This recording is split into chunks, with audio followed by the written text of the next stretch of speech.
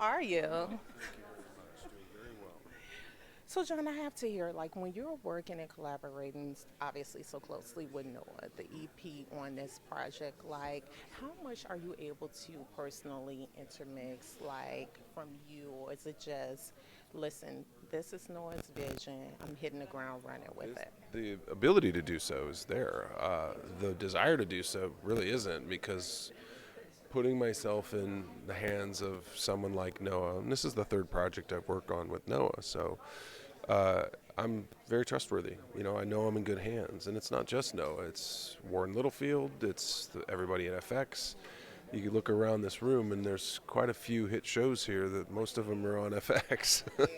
So they know what they're doing too, and I think a big part of collaborating is knowing when to speak up, but also knowing when to say, I'm just here to do it.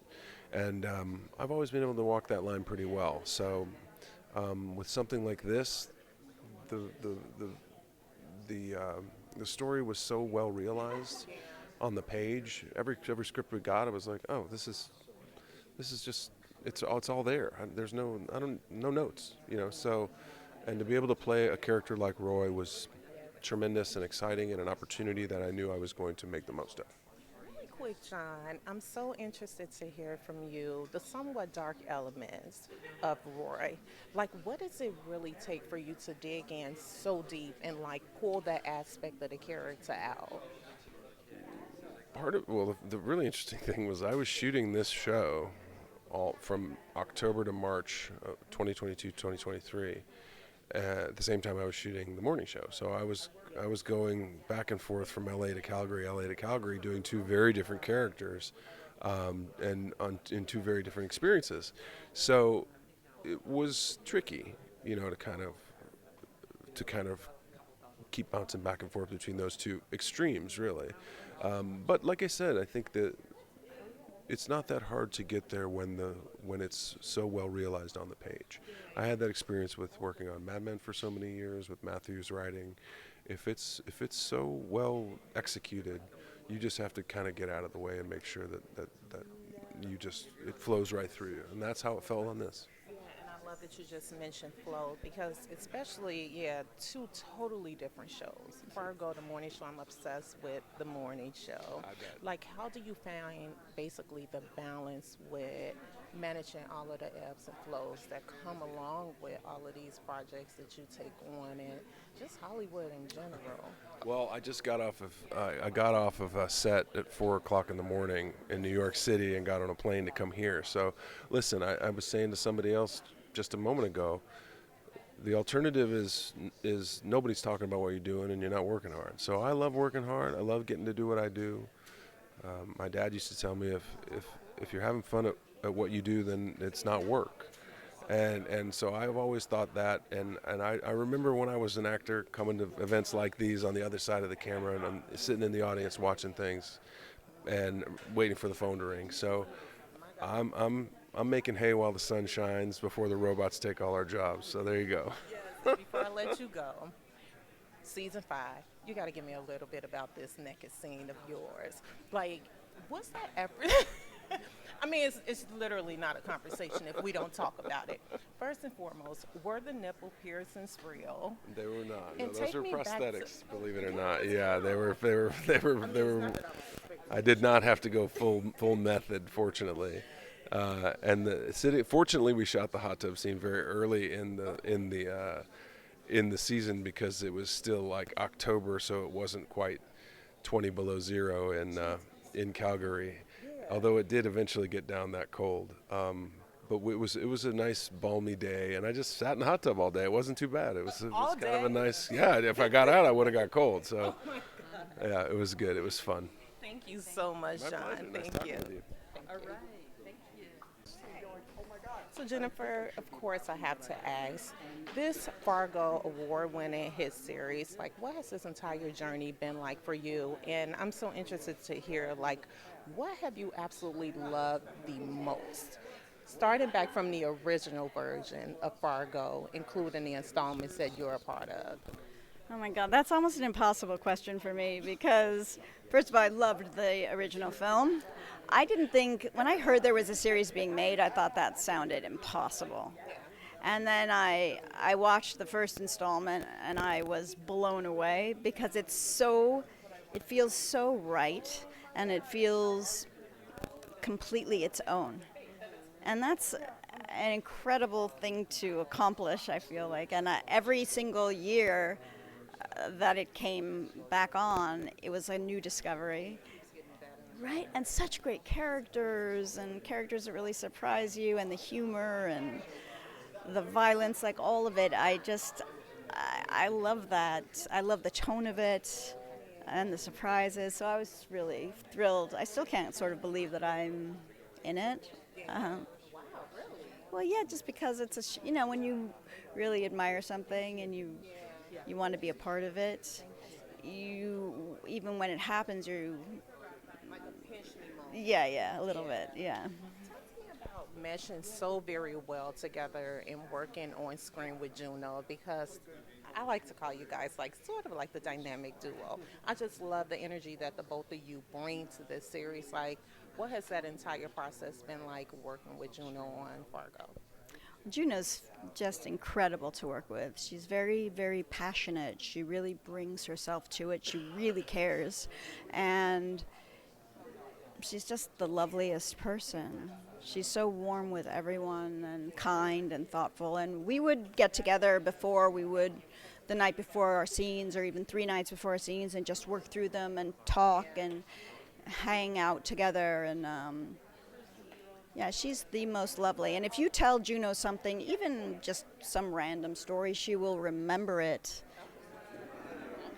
Yeah, and in the Tidbit about Juno personally. yeah, just in like a really lovely way. Like she's very observant and she's very thoughtful. Yeah. And before I let you go over the duration of your entire television career, what characters have you most enjoyed playing and portraying? If you can choose like your top 2 to 3. Oh, yikes. Well, this one for sure, for sure. And I it's hard to like pull out, but I would say like probably the first big break I had was a TV movie about anorexia called The Best Little Girl in the World. So that has a special place in my heart just because it was sort of, it was a big deal. Yeah. And I'm sure there's others, but they're just not, those are the first things that come to mind. Well, thank you so much, Jennifer. Thank you. Thank you. Have a great day. You too. Love Noah. Noah, so it's such a pleasure to speak with you. You are like a legendary showrunner, writer, executive producer, novelist, all the things. I am so interested to hear when you're working on all of these many projects because you've written 51 episodes of Fargo. Yes. I want to say 43 episodes of Legion, and correct me if I'm wrong, I believe 27 episodes of Bones. My thing is that when you're working on all of these projects, are you overlapping between shows? And if so, like how have you been able to perfect like multitasking to this multitude? There are times where I'm doing 2 things at once because also there's books that I'm writing and features, and the hardest was I had a writer's room going for Fargo season 3 and Legion season 2 at the same time, and those shows are very different. So to walk down the hall and switch mindsets was not easy. So, but I would just tend to sit and listen and let my brain get engaged by what the conversation was. But yeah, it's you either have the mentality to jump back and forth or you don't. I know it's not for everyone. I just get excited about ideas and stories, and so people say, how about a Marvel show? And I say yes. And how about an Alien show? And I go, that's interesting. What would I do with that? So. But this is so interesting because we're here yet on another red carpet, and obviously for FYC Emmy season, specifically with Fargo. But if I'm not mistaken, Noah, you were a political science major in college. Yes. And you also years ago worked as a legal aid for Yes. child abuse and neglect. Yeah. How did we get here? Talk to me just really briefly about your journey to, basically come in as far as you have today. Well, so I grew up with my mother was a writer, and her mother was a writer, so I'm a third generation New York writer. Um, and my mother wrote nonfiction books about child abuse, domestic violence, and so I grew up having substantive conversations, and living with artists, and so that world of figuring out what the world is by writing it was taught to me very early. So, as I had these experiences working family court in New York, these are days that you go home and you've seen just a lot of real poverty and misery with people, and you have to figure out how to process that and what it means. And so if you look at my work, a lot of it is how are we treating each other? How are we treating children? I did this 4th season of Fargo with Chris Rock, and I said to all the directors, if you want to know who's moral in the show, look at their relationship to a child, right? And you could always tell. It's like Jason Schwartzman, he had Chris Rock's son in the house, but he didn't eat at the dinner table with them, right? But Chris took that kid in. He sat at the table with his own kids. So for me, it's trying to do meaningful things without being earnest about it. It's so interesting to hear that because it sounds like you still find a way quite naturally to intermix, your previous experience working with child abuse and neglect with being not only a novelist but an executive producer and showrunner. That's so interesting to me. Yeah, and as I've had kids, I look back to the book that I wrote when my daughter was just being born. It was all my parental anxieties projected into this book, but it does. I do track each season of television, each film sort of centered around how we treat each other and how can we expect our kids to grow up to be good people if we don't raise them right. And before I let you go, just briefly tell me when it comes to risk, what are some of the risks that you've taken not only as a novelist but also as an executive producer and a showrunner?